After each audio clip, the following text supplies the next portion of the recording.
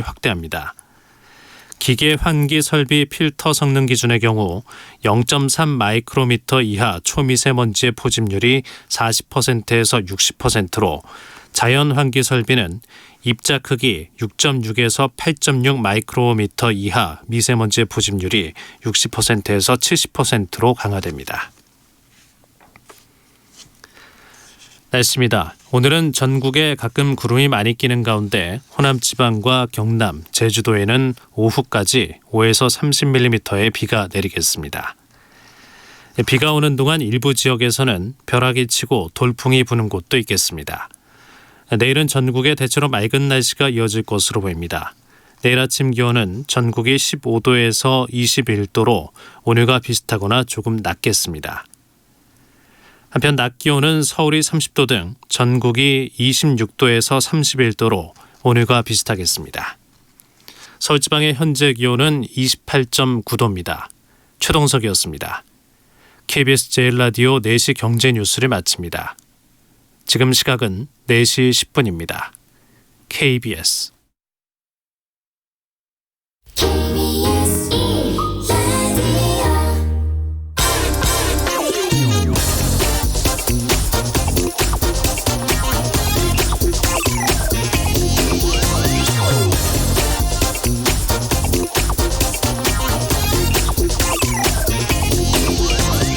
어제 남북미 정상들이 판문점에서 만나는 장면에 가슴이 울컥하신 분들 많았을 겁니다.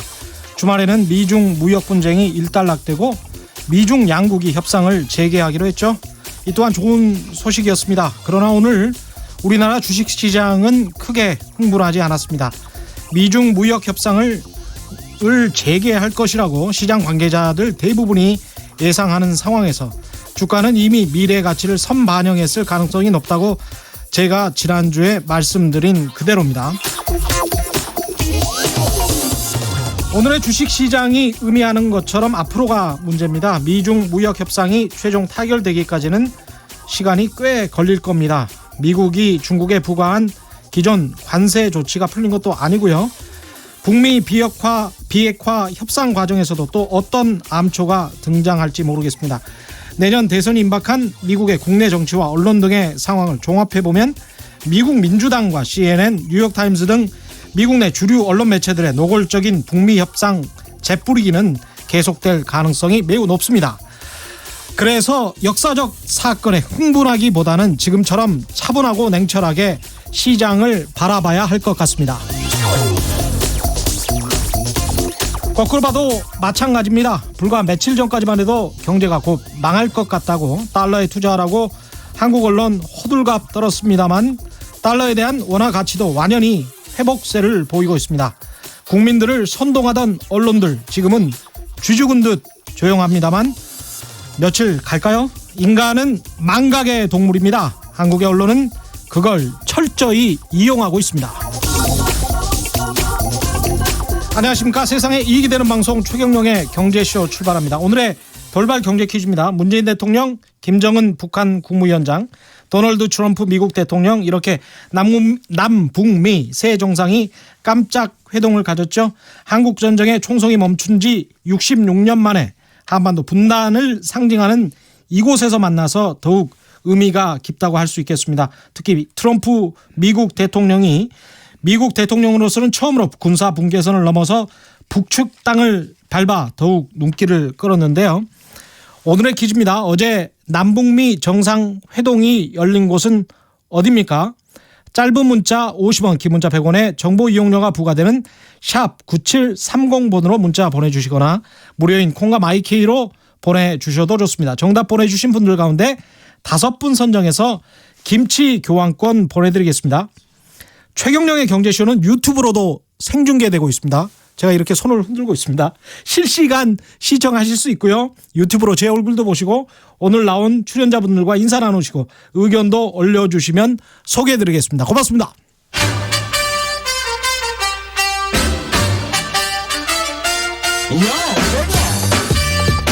최경영이 원하는 건 오직 정의. 경제 정의를 향해 여러 걸음 깊이 들어갑니다. 최경영의 경제쇼. 네, 오늘 최경영의 경제쇼 남북미 판문점 회동의 의미에 관해서 짚어보겠습니다. 한국전쟁의 총성이 멈춘 지 66년 만에 남한과 북한, 미국 세 정상이 한반도 분단을 상징하는 판문점에서 만났죠.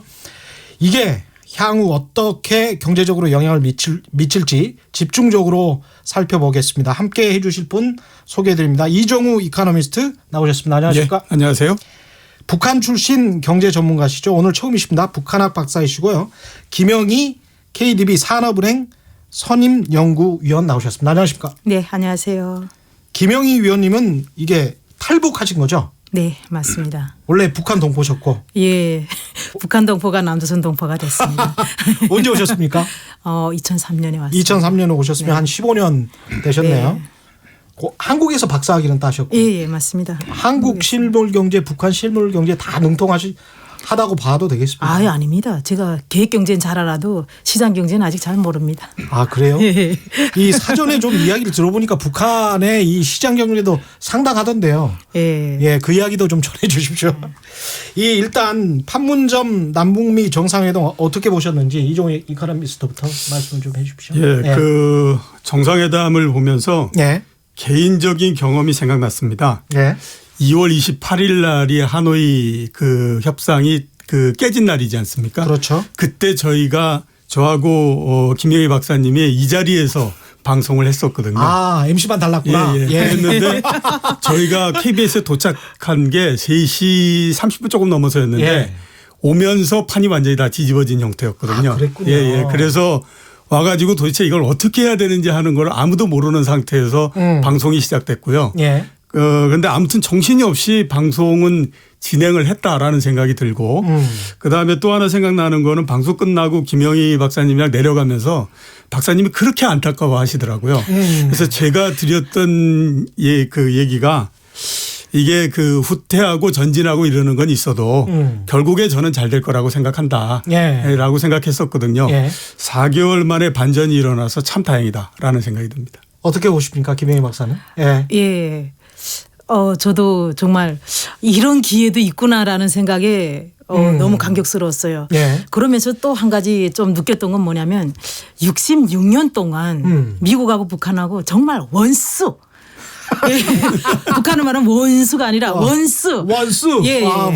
정말 이게 한 하늘을 절대 이고 살 수 없는 절천지 원수라고 이렇게 했거든요. 불구대천의 원수. 예. 예. 그런 미국 놈하고 예. 이 판문점에서 만날 수 있다는 게 난 정말 기적 같은 일이라고 생각을 하고 그래 이런 생각이 들었어요. 과거로 정말. 말하면 그런 미국 놈하고. 그렇죠. 예. 그게 과거 화법입니다. 결국은 뭐냐면 마음이 통하면 예. 이렇게 쉽게 정말 하루 만에 예. 30 몇 시간 만에 이렇게 만날 수도 그렇죠. 있겠구나. 그걸 66년을 돌아왔구나 하는 생각에 한쪽으로 마음이 서글프기도 하고 한쪽으로는 기쁘기도 하고 그랬습니다. 그렇죠. 지금 뭐 이제 누구 탓할 뭐 시간은 아니고요. 네. 뭔가 이제 미래로 향해 나아가야 할 텐데 판문점이라는 이 장소가 주는 의미도 남다랐던 것 같습니다. 네, 맞습니다. 판문점 하면 분단의 상징이죠. 예. 예, 정전협정이 거기서 체결이 됐고 그다음에 또 도끼 사건, 미루나무 사건이 예. 있었고 예. 그리고 남북에 이제 그 포로됐던 사람들이 교환이 된 장소였기도 하고 예. 그다음에 또 북한에서는 그 88 올림픽 한 다음에 89년도에 북한은 또 세계 청년학생 축전을 했거든요. 예. 그때 임수경 대표라고 예, 북한에 들어왔다가 맞습니다. 또 판문점으로 넘어왔고 이게 예. 정말 이 판문점이란 게 과거 지난해 2017년까지만 그 이전까지만 해도 정말 긴장이 조성되고 남북 간에 정말 전쟁 휴전이 돼서 지금 언젠가 전쟁이 터질지 모르는 그런 언제 촉발이 될지 모르는 그런 장소였거든요. 그러다가 지난해 4월 27일 그 남북 판문점 그 남북 정상회담을 통해서 그때부터 평화의 장소로 조금씩 바뀌기 시작을 한 거죠. 예. 그래서 올해는 정말 미국 대통령까지 예. 판문점을 찾아서 새 정상이 만날 수 있는 그런 장소로 탈바꿈한다는 게 그러네요. 참 의미가 있는 것 같습니다. 제가 제 생각 그 북한이나 또 우리 입장에서 이제 그렇게 볼 예. 수 있고요. 예. 제가 말씀드리고 싶은 거는 또 판문점이 미국이나 미국 대통령들 입장에서 봤을 때 또 굉장히 특이한 장소 중에 그렇죠. 하나입니다. 예. 그러니까 레이건 대통령도 왔다 갔고요. 그다음에 클린턴, 부시, 오바마 대통령까지. 예. 그다음에 또 트럼프 대통령이 작년도에 왔다가 가려고 하지 않았었습니까? 그런데 예. 기상 악화로 해서 헬기가 도착을 못하는 바람에 못 갔었는데 뒤에 나오는 얘기로 들어보면 얼마나 가고 싶었던지 그러면 헬기로 다시 돌아갔다가 차를 타고 다시 가자라고 했었는데 시간상으로도 그게 안 돼 가지고 그걸 했었거든요. 그러니까 그 미국 대통령들이 한국에 오면 뭔가 그림을 보여주기 위해서 꼭 한번 가보고 싶은 곳이 판문점인데 그동안의 판문점을 갈 때는 미국의 대통령들이 항상 군복을 입고 갔었잖아요. 예. 그게 이제 대결의 상징이다라고 하는 측면에서 보여줬었는데 어제는 모두 다 아시는 것처럼 양복을 입고 가지 않았습니까? 그러니까 이제 예. 대결에서 결국 트럼프 대통령서부터 시작해서 이제 화해 장소의 가장 큰 곳으로서 판문점으로 넘어갔다라고 하는 측면에서 상당히 또 그것도 의의가 있다라는 생각이 많이 들더라고요. 그러네요. 대결, 안보, 군복. 그런데 이제 평화와 사랑 이 사실은 최고의 안보가 되는 것이죠. 두 나라 모두에게. 그렇죠. 예. 이 판문점 회동에 대해서 전 세계 반응이 굉장히 많이 쏟아져 나왔습니다. 이렇게 네. 좀 모아보신 게 있나요? 네네네. 이제 일본, 중국, 미국, 유럽 이런 언론들이 긴급 뉴스로 이제 관련 소식을 전했는데요. 예. 또 이제 신문들이 다 헤드라인으로 도배를 했다고 합니다. 예. 그래서 일본 같은 경우는 NHK가 트럼프 대통령이 DMZ에 도착했을 때부터 시작해서 1시간 30분 동안 예. 정규 방송을 중단할 정도로 예. 일본이 왜 이렇게 관심을 가지는지 예, 중단하고 완전히 생방송으로 전했다는 거 아닙니까? 근데 그때 당시는 정말 주최 측인 북한 쪽도 생방송으로 안 전했거든요. 근데 일본이 완전히 그렇게 생방송으로 전했고요. 일본은 배가 아프면서도 그럴 수밖에 없을 거예요. 아, 생방송으로 전하기 전에야죠.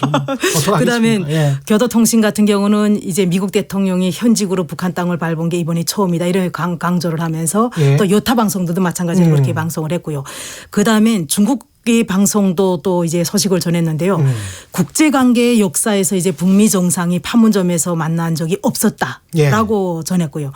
여기서 또 우리가 의미가 깊은 게 프란치스코 교황이 예. 전한 얘기죠. 지난 이제 몇 시간 동안 우리는 한국에서 만남 문화의 좋은 사례를 보았다. 만남 문화라고 표현을 했어요. 좋은 사례를 보았다. 이 같은 행동은 한반도뿐 아니라 전 세계를 위한 평화를 가는 길에서 한 단계의 진전을 이루게 할 것이다라고 얘기를 했습니다. 이게 예. 참 의미가 깊다고 생각을 하고요. 예. 그다음에 미국 언론들은 좀 엇갈리는 반응이 그렇죠. 있더라고요. 예. 그거는 미국 대통령이 아마 여기 판문점에서 만나서 하는 그런 것이기 때문에 아마 그러지 않았을까라고 생각을 미국 하는데. 대통령을 강력하게 반대하는 뉴욕타임즈나 CNN 같은 경우는 여전히 비난하고 있고 예, 쇼다 맞습니다. 예. 뭐 이렇게 이야기를 하고 예. 폭스뉴스나 월스트리트저널 같은 곳은 상당히 상징적인 의미도 높이 평가를 하고 있더라고요. 예, 근데 예. 이제 역사라는 것이 상징과 실체가 같이 부합하면서 결부되면서 가는 것이니까 예, 그렇죠. 베를린 장벽 같은 경우도 베를린 장벽이 무너지고 난 다음에 서독과 동독이 실질적으로 경제적으로 정치적으로 완벽하게 통합하는 데까지는 엄청나게 많은 시간이 걸렸거든요. 많은 시간이 걸렸죠. 근데 그게 이제 상징적인 의미일 뿐인 것이고. 예. 예. 근데 미국 언론 같은 경우도 긍정적인 보도가 좀 더 많아요. 역사적 순간, 뭐 북미 관계의 큰 진전이다. 예. 또 희망과 평화를 표현한 것이다. 예. 그리고 또 과거 대통령이든 못했던 일을 성취할 수 있는 트럼프 대통령의 신념, 다시 한번 가시한 셈, 뭐 이렇게 긍정적으로 평가한 부분이 좀 더 많았고요. 예. 그다음에 또 이제 좀 부정적인 것은 잘 꾸며진 그 뭐 리얼리티 쇼다 뭐 이런 식으로 표현한 그런 것들이 좀 트럼프 있긴 대통령이 있었죠. 원래 리얼리티 쇼를 했으니까 예전에. 예. 예. 시장의 반응은 어땠습니까? 좀 궁금합니다. 예, 제가 어제 그다음에 그저께 G20 회담 예. 이런 거를 보면서 그 생각을 했었어요.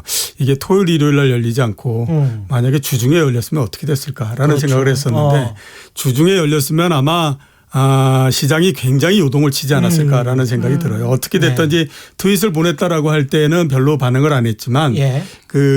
북한에서 5시간 만에 이게 이 긍정적인 검토를 하겠다라고 했을 때는 굉장히 올라왔을 거고 이랬을 그렇죠. 텐데 예. 오늘은 어떻게 보게 되면 이제 어제 뉴스로서 한번 나오고 그게 사람들의 평가가 될 수 있을 만큼의 시간이 됐지 않습니까? 그러니까 상당히 좀 차분하게 반응이 됐다라고 볼 예. 수가 있는데요. 예. 그 주가는 0.8포인트 정도 하락을 했습니다. 예. 근데 오늘 이 주가가 움직인 거는 여러 가지가 같이 겹친 거죠. 그러니까 이 남북미 이 회담도 있지만 있지만 예. 또 하나 큰 부분들은 미국하고 중국 사이에 무역 분쟁이 어떻게 되느냐 그렇죠. 하는 부분들이 있었으니까 예. 두 개가 동시에 일단 뭐 영향을 좀 미쳤다라고 일단 볼 수가 있는 것 같고요. 근데 이 부분만 한번 보면은 우리가 이제 주식시장이나 이런 데서 재료라는 얘기를 많이 하잖아요. 예. 재료로서의 역할은 톡톡히 좀 할 수 있고 했다라고 볼 수가 있는데요. 원래 재료가 얼마만큼의 힘을 갖고 있느냐 하는 거는 그 내용이 어떠냐 하는 것도 중요하지만 이게 얼마나 의외성을 갖고 있느냐 하는 것들도 굉장히 중요하거든요. 아, 근데 의외성. 이번 예. 같은 경우에 보면 이거 의외성에서는 완전히 100점이다라고 볼 수가 있지 않습니까? 예. 그런 면에서 상당히 역할을 했다라고 봐야 되는데 예. 우리 시장 자체가 굉장히 이제 성숙돼 있는 시장이기 때문에요. 예. 시장이 정확하게 이거는 분리합니다. 정치적인 부분과 경제적인 부분 이런 부분들은 분리하거든요. 그렇죠. 그러니까 어제 분리? 예. 예. 그러니까 어제 나왔던 부분이 정치적으로는 굉장히 이벤트가 강한데 예. 경제적으로는 아직 성숙돼 있지 않은 그런 부분들이기 때문에 아마 그거에 대해서 좀 그 반응을 약하게 한 게 아닌가라는 생각이 좀 듭니다. 사실 뭐 이런 그 이슈가 나오고 뉴스가 나올 때마다 무슨 테마주네, 남북 경협주네 뭐 이런 것들이 과도하게 뭐 오르고 이러는 것도 그렇게 좋은 시장의 모습은 네, 아닙니다. 그렇죠. 예. 그만 이게 그 토대가 갖춰져 있지 않은 상태에서 갑자기 올라가게 되면 그럼요. 또 갑자기 빠져버릴 수가 있기 그렇죠. 때문에 예. 시장이 굉장히 성숙된 반응을 했다라고 볼 수가 있겠죠. 근데 김혜희 박사님, 이 지금 트럼프 대통령이 갑자기 제안을 해서 갑자기 성사가 된 것으로 보이는데 북한 입장에서는 이런 돌발 제안에 응할까 싶었는데 이제 나왔단 말이죠. 김정은 위원장이 이런 제안을 받아들인 이유 뭐라고 생각하세요? 제가 정리를 좀 해봤어요. 예. 세 가지가 있는 것 같아요. 예. 우선 첫째는 실무진 교체를 자꾸 얘기하잖아요. 폼페이오가 트럼프 대통령하고는 아주 친한 사이인데 폼페이오를 비롯해서 실무진들은 정말 제구실 못한다. 제대로 못하고 있다. 예. 이런 얘기를 하는데 그러면서 언제든 트럼프 대통령하고는 편지를 주고받는 사이다. 이런 것을 북한 주민들이 다 알고 있습니다. 아, 왜? 그래요? 노동신문을 통해서 꽝꽝 보도를 하지 않았습니까? 예. 사실 조선중앙통신은 외부용이에요. 아. 북한 사람도 조선중앙통신은 볼 수가 없습니다. 근데 아, 이걸 그래요? 노동신문을 통해서 친서를 온 것을 본인이 이렇게 읽으면서 사진까지 내보내고 그 친서에 흥미로운 내용이 있는데 내가 그걸 좀 더 이렇게 신중하게 생각을 해보겠다라는 얘기도 했고 하면서 늘 친숙한 사이고 친한 사이고 그래서 북한에 한번 이렇게 사설을 보니까 거기다 김정은 위원장에 대해서 성격부터 시작을 해서 북미 관계 이런 부분을 사설에다 쭉 내려쓴 걸 제가 읽어봤어요. 예. 이게 너무 맞는 것 같기도 하고 하더라고요. 김정은 우리 국 위원장 동지는 성격이 소탈하고 솔직하고 뭐 이런 내용이 있더라고요. 북한의 노동신문이 예, 노동신문에 그런 것들이 그게 나오는데 이제 대내 그러니까 북한 주민들 노동신문은 전 주민이 다 보는 거죠. 전 주민이 다 봅니까? 그럼요. 전 예. 주민이 다 보기 때문에 북한 사람들은 김정은 위원장하고 트럼프 대통령하고 옛날에 정말 그 철전지 원수가 이제는 아주 친하다는 걸 알고 있어요. 그러면 우리가 친해지면 어떻게 되겠어요? 친한 사람이면 정말 믿음과 신뢰가 없인 친하기가 어렵잖아요. 이것을 북한 주민들이 지금 인식을 하기 있기 때문에 예. 트럼프 대통령이 요청으로 왔어요. 예. 만나자 하고 왔는데 친한 친구가 만나자고 왔는데 친하다고 지금까지 했는데 친하다고 했는데 근데 안 만나면 그 친한 게 아니죠. 그렇구나. 예, 그래서 이봐라 한국이라는데 이게 아주 분단에 된 여기 판문점까지 오니 북한은 얼마나 가깝냐. 여기 와서 나는 친구니 나를 요청하지 않았니 만나자고. 네. 그래서 나는 만날 거야. 그럼 북한 주민들이 얼마나 두 분 사이에는 정말 절대적인 신뢰, 믿음 확실하구나. 그럼 북한 주민들은 나중에 우리 미래도 창창하구나 하고 생각을 하죠. 아, 그렇습니까? 그럼요. 북한 주민들은 그러면 미국과 잘 되기를 바라고 있습니까? 당연히 잘 되기를 바라죠. 아, 그래요? 예. 어. 미국하고 잘 돼서 우리도 좀 다른 나라처럼 잘 살아보자. 적대적 하는 감정이나 이런 거는 적대적 감정은 한쪽으로 있죠. 음. 있지만 그 적대적 감정이 지난해부터 조금씩 해소가 되고 있지만 북한은 항상 한쪽으로는 그 계급 교양을 계속 쳐요. 뭐요? 계급 교양이라 그러죠. 계급 교양? 예, 계급 예. 교양이라 그러죠. 어. 침략적 본성은 안 변한다 하는 것을. 미국의 침략적 예. 본성은 안 변한다. 예, 제국주의. 이런 것을 계속 한쪽으로 주면서 한쪽으로는 그렇지만 국제사회하고 관계 개선을 하고 특히 미국하고 관계 개선을 해서 제재라든가 이런 문제를 해결하지 않으면 우리가 잘 살 수 없다라는 것을 너무 잘 알아요. 이게 94년도 그렇습니까? 제네바 합의 때 그게 엄청난 사례를 보여주거든요. 그때 미국하고 너무너무 친해지고 싶었죠. 예. 그래서 그때부터 북한 주민들은 우리 장군님께서도 미국하고 친해지기를 원하는구나. 그때 저희도 이해를 했었어요. 그럼 김정은 위원장 입장에서는 북한 주민들의 그런 욕망을 대변하기 위해서라도 미국이랑 어떻게든 잘해봐야죠. 잘해봐야죠. 그렇군요. 그러니까 첫 번째 이유는 그거라고 생각을 해요. 그래서 예. 주민들한테 정말 우리가 북미 관계 이런 친해짐으로 해서 신뢰와 믿음 이것을 토대로 해서 앞으로 경제도 회생되고 예. 그럼 우리도 잘 살 날이 있다 하는 희망을 심어주고 그런 그거로부터 주민들로부터 충성을 이끌어낼 수가 있고 체제 불안정 절대 있을 수가 없고 이런 이유가 우선 첫째라고 생각을 해요. 잠깐만요. 여기서 대북 제재를 경제 제재를 그동안에 해온 게 북한 주민들의 실생활에 굉장히 좀 고통을 줬던 겁니까? 지난 기간의 제재, 예. 북한은 계속 제재 속에서 살아왔잖아요. 그렇죠. 수십 년 동안. 예. 그것은 실제로 그런 제재가 없었더라면 경제가 좀 더 회생했겠죠. 그러나 제재가 영향을 전혀 안 줬다고 볼 수는 없죠. 그렇기 예. 때문에 북한은 미국의 제재란 표현은 안 쓰지만 미국의 경제 봉쇄라고 얘기를 해요. 경제 봉쇄. 예. 미국의 경제 봉쇄 때문에 우리 경제가 좀 더 회생하지 못하고 우리가 고난의 행군을 겪을 수밖에 없었다라고 북한 주민들한테 인식을 줬던 거죠. 그래서 고난의 행군도 미국의 경제 봉쇄, 자연재해, 사회주권의 붕괴 이렇게 이유를 들었던 거죠. 아, 그렇군요. 예. 그다음 예. 또 한 가지 이유는 뭐냐면 트럼프 대통령이 요청을 제안을 했어요. 그것도 또 트위터를 통해서 북한으로서 사실은 이해가 하기가 어렵죠. 예. 소셜 네트워크를 통해서 만납시다 하는 게 예. 공식적인 제안도 아니고 그러나 친한 관계이기 때문에 트럼프 대통령이 친구의 체면도 살려주고 또 트럼프 대통령이 어쨌든 재선이라는 게 있지 않습니까? 예. 김정은 위원장으로서 너무 잘하는 거죠. 아. 그런 것도 있다고 생각을 해요. 트럼프 대통령을 재선시켜야 되겠다 내가. 그래야지 북한도 유리한 측면이 있죠. 그렇군요. 그다음에 민주당 또 쪽으로 넘어가면 안 된다. 지금 이렇게 현재로서는 그렇게 생각을 하는 것 같아요. 그다음에 또 세 예. 번째는 뭐냐면 올해까지 북한이 시한을 뒀어요. 예. 비핵화 협상 시한을 뒀는데 그 폼페이오 장관이 뭐라 그래요? 예.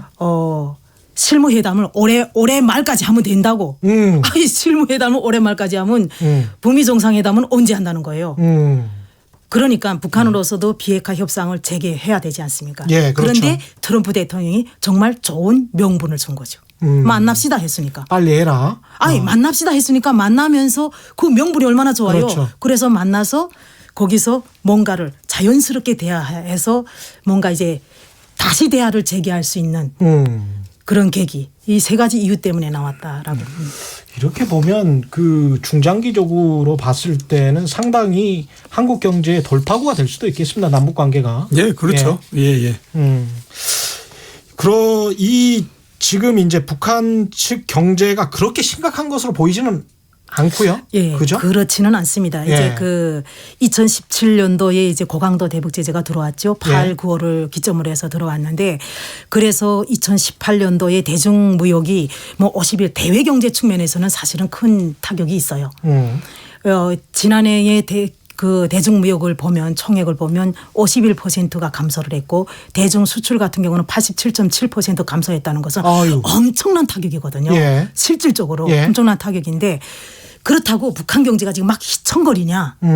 그건 또 아니라는 거죠. 원래부터 수출입에 별로 그렇게 의존 안 했으니까. 예, 북한은 그러니까 수출은 대무역은 대무역이고 예. 대내 경제라는 게 또 있지 않습니까? 예. 오히려 수출을 하지 못함으로 인해서 석탄이라든가 이런 것들을 내수 경제에 돌려서 그것이 오히려 그 화력 발전으로 돌아서 그 전력 생산이 증가되고 예. 그것이 공장의 가동률을 증가시키고 이런 것들은 있어요. 그래서 대외 경제적 측면에서 봤을 때는 대북 제재로 인해서 어려움이 있지만 그래서 외화 조달에 어려움이 있지만 사실은 대내 경제 측면에서는 김정은이 그 지금 2012년도 정권을 네. 잡고 2013년 14년을 기점으로 해서 기업의 경영 자율권을 부여를 했거든요. 네. 그러니까 기업이 알아서 네가 하고 싶은 일을 해서 돈만 벌어라 하다 보니까 쭉 다 열어놓으니까 기업이 알아서 시장에서 사금융에서 돈을 조달하고 시장에서 원자재를 가져오고 그렇게 해서 제품을 만들어서 시장에서 내다 팔고 하니까 북한 내에서 선순환이 되는 거예요. 북한 내 시장 경제가 선순환이 그렇지, 되고 있다. 선순환이 되는 거죠. 그래서 지금 현재는 북한 경제가 그렇게 어렵지는 않아요. 그게 그러면 어디서 나타나느냐 예. 하는 건데 그게 시장의 쌀 가격하고 환율이 지금까지 2013년부터 지금까지 안정돼 있는 데서 나타나요. 근데 아. 일부에서는 이런 얘기를 하죠. 시장가가 지금 쌀값이 오르지 않은 것은 대북 제재 때문에 북한 주민들이 삶이 어려워져서 예. 구매력이 떨어졌기 때문에 수요가 감소해서 그렇소 이렇게 하고 평가를 해요. 그래서 저는 예. 거기에 반론을 어떻게 하냐면 그러면 북한 주민들이 지금까지 쌀값이 예를 지금 5,000원이거든요.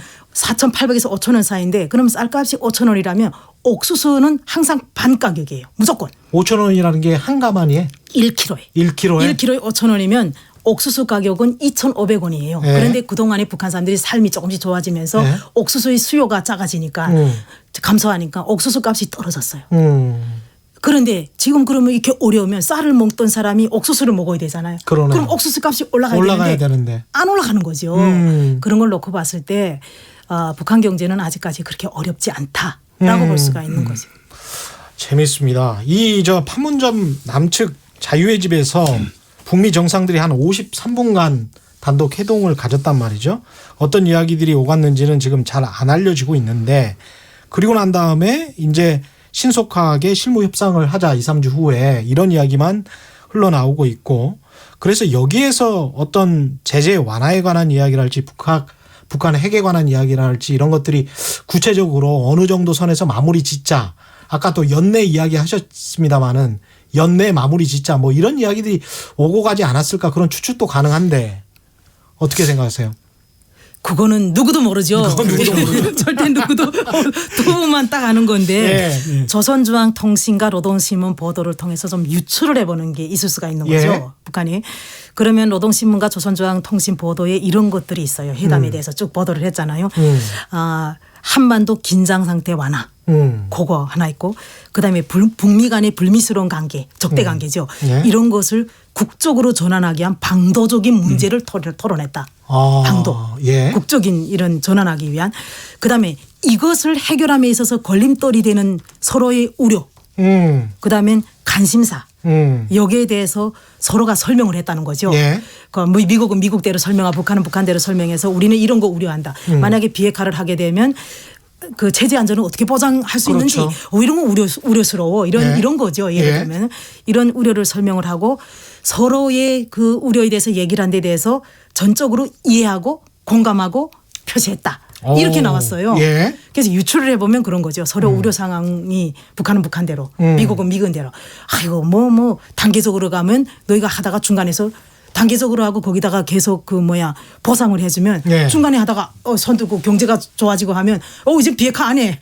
이럴 수도 있지 않습니까? 예. 그러니까 그런 서로의 양쪽에 정말 허심탄회한 그런 논의들은 있지 않았을까라고 유추해 볼 수가 있는 그 거죠. 회담이 끝나고 나서 나올 때의 세 정상을 보면 예. 가장 활짝 웃는 게 김정은 위원장이 가장 맞습니다. 활짝 예. 웃지 않습니까? 예. 그러니까 그만큼 만족할 만한 어떤 얘기가 됐다라고 우리가 유추해 볼 수 있는데 제가 생각하기에는 그동안에 많은 협상과 그 얘기가 있었는데 소규모로 그런 것들은 되게 포커스가 어디에 맞춰졌냐면 그 핵하고 그다음에 제재 완화를 어떻게 할 것이냐 하는 것들을 중심으로 해서 진행이 됐지 않습니까? 예. 그래서 이제 그 동시적으로 할 거냐 그다음에 점진적으로 할 거냐 어떤 단계에 되면 어느 정도 하게 되면 어느 정도의 경제 제재를 풀어줄 거냐 뭐 이런 거를 가지고 주로 얘기를 했었는데 예.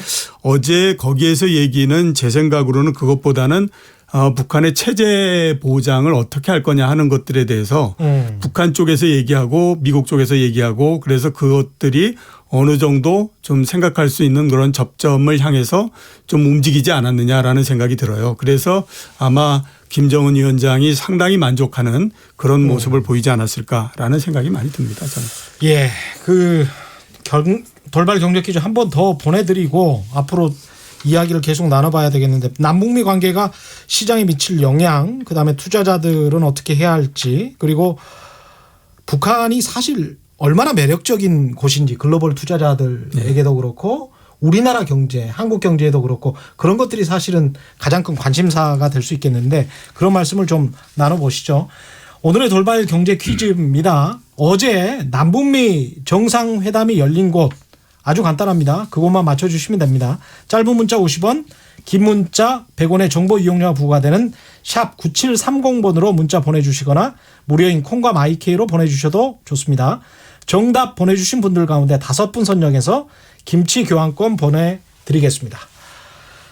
지금 남북 경협 이야기를 하는 거는 좀 성급하겠죠. 개성공단이랄지 금강산 관광이랄지. 예, 일단 그것서부터 예. 풀리고 나야 그 다음에 예. 이제 경협이 본격적으로 될 수 있다. 근데 이게 선우가 대북 제재 완화, 미국의 대북 제재 완화 전에라도 개성공단이 다시 재개가 된다거나 금강산 관광이 재개가 된다거나 그럴 수도 있지 않나라는 논의도 있었습니다. 예, 그렇죠. 예. 김연철 장관이 일단 발언한 게 있지 않습니까? 예. 개성공단이나 금강산 관광 재개는 제재 완화 초기 국면에서 예외적인 조치로 고려할 수도 있다. 제재 완화 초기 국면에서, 초기 국면에서. 그러니까 그런 분위기만 조성이 되면 예. 그런 얘기를 그 말씀을 하신 적이 있어요. 예. 그렇기 때문에 아마 북한이 이제 그 비핵화 수순을 밟고 있으면서 그에 따른 그 상응 조치로 이제 제재 완화가 해보자라는 논의가 시작이 된 시점이 된다면 개성공단과 금강산 관광이 가장 먼저 재개되지 않을까라고 생각을 하는데 그거 두 개는 아마 안보리 제재 사항 내에 들어가 있지 않는 그 부분이지 않습니까?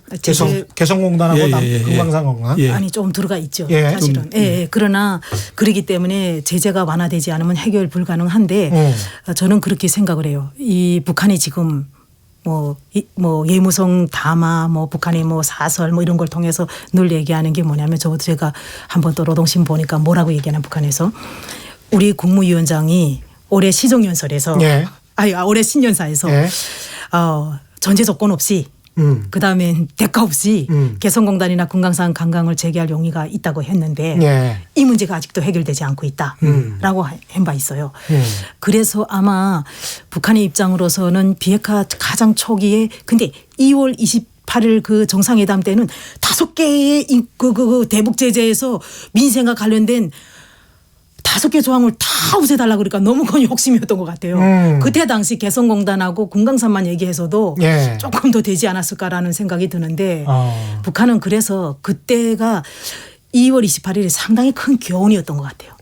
우리도 너무 큰 욕심은 부리지 말자. 하나의 회담의 실패가 예, 큰 교훈이라고 생각을 하고 미국은 어떤 협상으로 나오고 있고 뭘 원하고 있는지 우린 여기서 뭘 착각했는지 하는 것을 북한이 너무 잘 알고 있기 때문에 이번부터는 너무 그렇게 욕심 부릴 것 같지는 않아요. 그래서 하나씩 해결하려고 하지 않을까.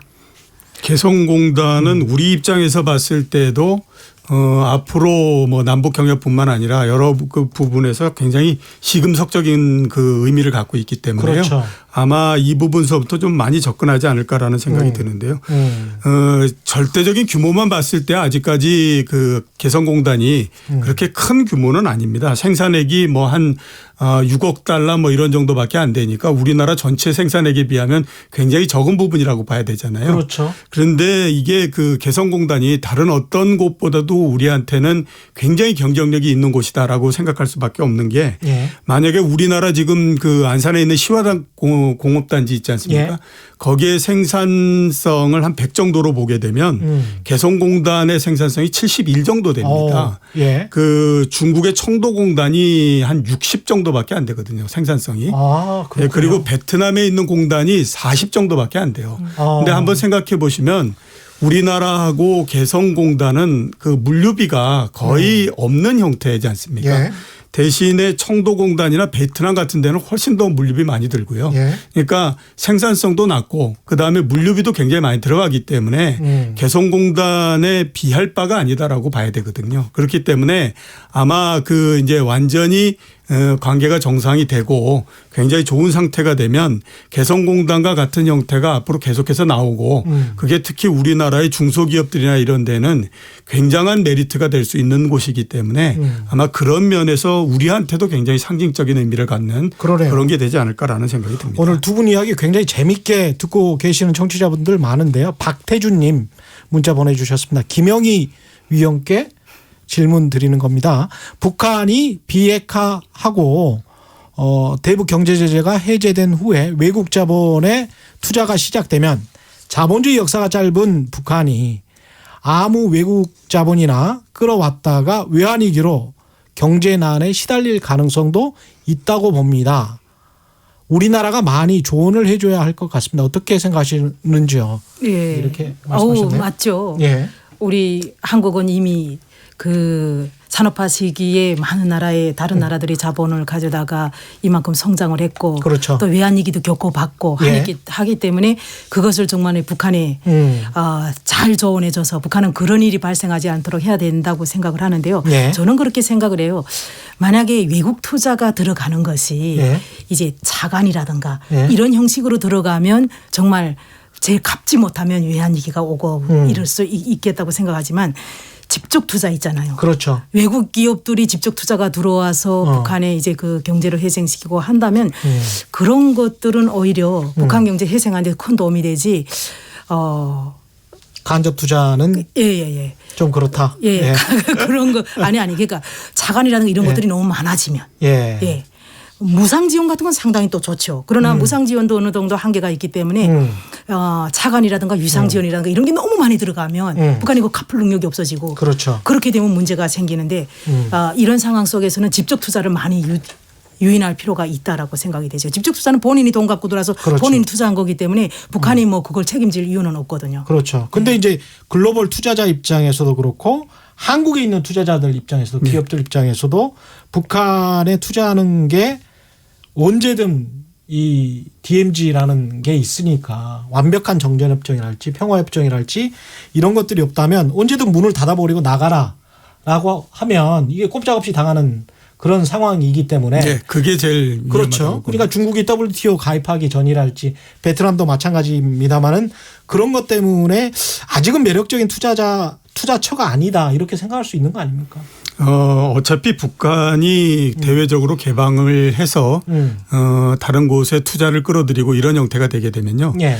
이전에 그랬던 경우는 많지 않습니까? 지금 중국이 제일 처음에 할 때에도 많은 사람들이 그런 리스크에 대해서 많이 얘기를 했었거든요. 예. 그런데 중국이 중간에 천안문 사태 나고 이랬을 때도 외국 투자자들한테 뭐 그 이미 투자한 사람들한테 문을 닫고 그다음에 그걸 회수하지 못하게 만들고 이러지는 않았었거든요. 예. 그러면 그 다음에 경제 스텝을 넘어가는 데서 굉장히 어려움이 있을 수밖에 없기 때문에 북한 역시 그런 부분들로서 가지는 않을 거다라는 생각이 들고요. 그런 면에서 봤을 때에 북한이라고 하는 것도 북한의 경제도 상당한 좀 매력을 갖고 있는 외국 투자자들한테는 그런 예. 부분들이 있다라고 보셔야만 됩니다. 지금 북한에 만약에 투자한다라고 하게 되면 북한의 산업에다 투자하겠습니까? 산업체에다 투자하거나 그러지는 않거든요. 그렇죠. 기존에 있는 산업체는 워낙 약하기 때문에 안 예. 되는 거고요. 결국 봤을 때 제일 중요한 거는 북한이 그동안에 경제적으로 성공을 했었던 경험이 있느냐. 그다음에 그 있는 경제를 운영해가는 사람들이 과연 그 근면성이나 이런 것들에서 평가해 줄 부분이 있느냐 하는 것들을 가지고 평가해 볼 텐데 예. 그 면에서는 북한이 할 얘기가 있다라고 봐야 되는 거죠. 왜냐하면 북한은 1950년대 중반서부터 60년대 중반 70년대까지도 예. 경제적으로 굉장히 성공을 했던 이 경험이 있습니다. 그 당시에 우리가 많이 얘기하는 뭐 천리마 운동이니 뭐 이런 얘기 하지 않습니까? 우리는 그걸 굉장히 안 좋은 쪽으로서만 해석하지만 그 당시에 그 북한의 경제를 보면 연간 10% 이상의 성장을 계속했었어요. 예. 이 결실로서 나왔던 게 왜 런던 월드컵 때 아시아에서 처음으로 8강에 들어가지 않았었습니까? 예. 그게 국력이 뒷받침되지 않고는 되지 않는 부분들이거든요. 그래서 그런 성공을 했던 경험들도 있었고요. 예. 또 보면 고난의 행군이라고 하는 것이 그냥 우리가 막 얘기를 하지만 다른 나라 같은 경우에는 그런 정도의 고난을 겪었다라고 하면 나라 전체가 무너져 버리는 형태가 됐을 텐데 그렇죠. 지금까지도 국채를 계속 유지하지 않습니까? 그만큼 보면 사람들이 굉장히 탄탄한 면을 갖고 있다라는 부분들이 있기 때문에 제가 봤을 때 그런 부분들에 포커스를 맞춘다라고 하게 되면 외국 투자자들 그다음에 외국의 그 생산을 하고 이러는 사람들 입장에서는 북한 경제라고 하는 것은 상당히 매력을 갖고 있는 부분이 있다. 이렇게 볼 수가 있는 제가 거죠. 조금 첨언을 할까요? 예. 저는 이제 다시 시작하는 경협 이거는 과거하고 많이 다르다고 생각을 예. 합니다. 우선 북한이 역사상 70년 역사에 처음으로 경제의 모든 것을 올인하는 정책을 처음으로 작년 4월 달부터 시작을 했어요. 작년 4월부터 예. 경제 올인 정책. 예. 김일성 때는 경제 국방 병진. 예. 그다음에 또 김정일 때는 국방 우선. 그다음에 김정은 들어서 집권 초기에는 경제 핵병진이었죠. 그러다가 지난해 4월 달에 경제 모든 것을 총집중한 노선 돌아섰기 때문에 북한은 첫째도 둘째도 경제예요. 예. 근데 그 경제를 대내 경제를 해결하겠다는 게 아니죠. 북한이 자력갱생을 떠들지만 예. 어쩔 수 없이 지금 자력갱생도 당연히 가야죠. 그러면서 내부 자원을 활용해서 하는 것도 좋지만 김정은이 이제 제한적인 개혁 개방은 시작을 하지 않았습니까 북한이. 예. 그래서 경제개발구를 22개를 지정해 놓고 그렇기 때문에 이제 시작하는 그 경협은 북한의 총 경제 모든 것을 집중하는 정책. 그다음에 네. 북한의 제한적인 개혁 개방을 이미 시작한 상태에서 진행하는 경협이고요. 예. 그렇기 때문에 북한은 제도적인 문제라든가 삼통 문제라든가 이 모든 것을 거기에 맞게 맞춰줄 것이라고 생각을 합니다. 그래서 김정은 위원장의 최종 목적은 뭐냐면 외국 투자자들이 돈을 이용을 해가지고 북한 경제를 회생해서 네. 우리 인민들이 잘 먹고 잘 사는 나라, 사회주의 부귀영화를 하는 나라를 만들어 놓자라는 게 목적이기 때문에 중국을 모델로 하는 거군요. 그러니까 중국, 베트남, 아마 싱가포르 다른 나라의 모델을 다 연구를 해서 가장 적합한 걸 북한에다 받아들이지 않을까라고 생각을 합니다. 그러나 공산당 일당 독재는 유지하지만 자본주의는 끌어들이는. 그렇죠. 그러니까 중국이나 베트남처럼 생각합니다. 사회주의 시장 경제까지는 아니지만 사회주의 제도를 유지하면서 개혁 개방으로 갔다가 그게 차츰차츰 시장 경제로 전환이 되는 거죠. 유튜브에서 헤이드님 저는 북한의 경제는 큰 걱정은 안 하는데 그것보다 제도가 완벽하지 않고 부패 등 뇌물 같은 것이 일상화됐다는 이야기를 들어서 그 부분이 조금 걱정되는데 김 박사님 어떻게 생각하십니까? 예, 북한의 부패 뇌물이 과거 80년대가 경제난이 오기 전에는 저리 부패나 뇌물이 거의 없었어요. 왜? 예. 공급제가 제대로 작동이 될 때는 간부나 평범한 노동자 농민이나 똑같이 나라에서 이렇게 공급받아서 먹고 살았기 때문에 그런 부패가 뇌물이 없었는데 90년대 중반에 경제난이 오면서 간부들이 직권을 남용해 가지고 뇌물 받고 정말 부패가 지금도 마찬가지. 돈이면 모든 걸 해결하죠. 돈이면 대학도 갈 수 있고 돈이면 유전무죄. 돈이면 깜방 들어갈 사람도 나올 수도 있고 이게 지금 북한에 이게 정말 남용이 되고 이게 어디서 많이 들어본 소리인데. 예. 그런데 이런 부분이 저는 가도적 단계라고 생각을 해요. 과도기적 단계다. 예, 가도기적 단계. 그래서 예. 김정은도 어느 정도 주민 생활이 안정되고 뭔가 이제 경제가 회생하는 과정 속에서는 중국이 지금 부패 청산만 하고 있지 않습니까? 북한도 이제 간부들이 부패 청산을 하지 않을까. 그러니까 지금은 시기가 좀 지금부터 부패 청산하면 간부들이 주눅이 들고 막 이렇게 되면서 일을 안 하면 어려운 상황도 발생하지 그렇죠. 않을까. 예.